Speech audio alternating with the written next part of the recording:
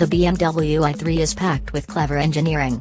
Its carbon fiber passenger cell rides on an aluminum skateboard chassis propelled by an electric motor powered by a lithium-ion battery that can get a range-extending boost from an optional two-cylinder engine.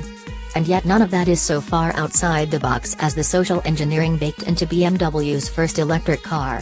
The i3's interior designers created a Zen-inspired cabin to lull drivers into a slower pace, in turn maximizing the battery's range. That philosophy also helps explain why the tall and narrow runabout corners with all the eagerness of a phone booth. As delightfully quirky and original as the i3 is, buyers have largely resisted its pulse-slowing charms. In the United States, BMW sells just a few hundred examples of the i3 every month, a convincing argument that few car buyers are seeking four-wheeled Zen. So 4 years into the i3's existence, BMW is retrofitting some sportiness into, and an S badge onto, its electric car with the 2018 BMW i3s. This new model, set to land in dealerships alongside a facelifted i3 this month, promises quicker acceleration and livelier handling. Wider tires are the cornerstones of the i3's upgrades, although don't confuse that with wide tires.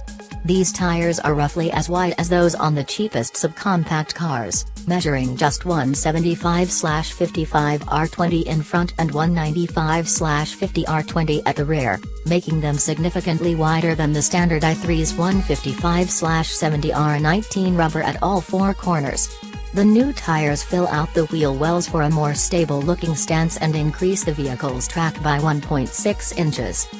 The i3 also rides on stiffer springs, dampers, and anti-roll bars, with the body lowered by 0.4 inch compared with the standard i3.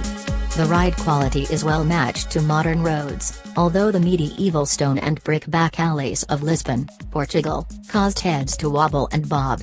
Corners are met with noticeably flatter body motions, but a parking lot concourse set up by BMW proved the car is no more eager to turn in.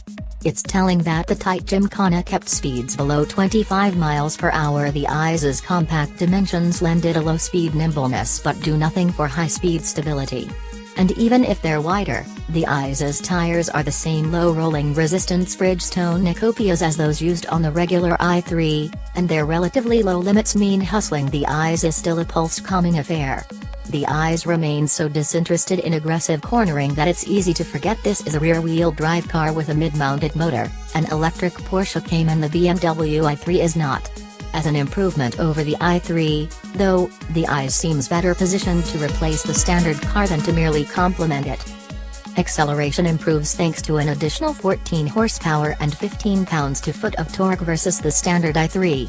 Easy off-the-line thrust is enabled by a 199 pound-to-foot torque plateau sustained from 0 to 4,500 revolutions per minute. BMW claims that fattening the power and torque curves across the rev range will bring significant improvements in acceleration times.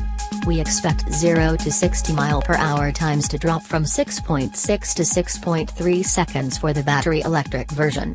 A new sport driving mode is exclusive to the i3's model. Since the dampers are passive units, sport mode has no effect on ride quality, but it does make the steering slightly weightier.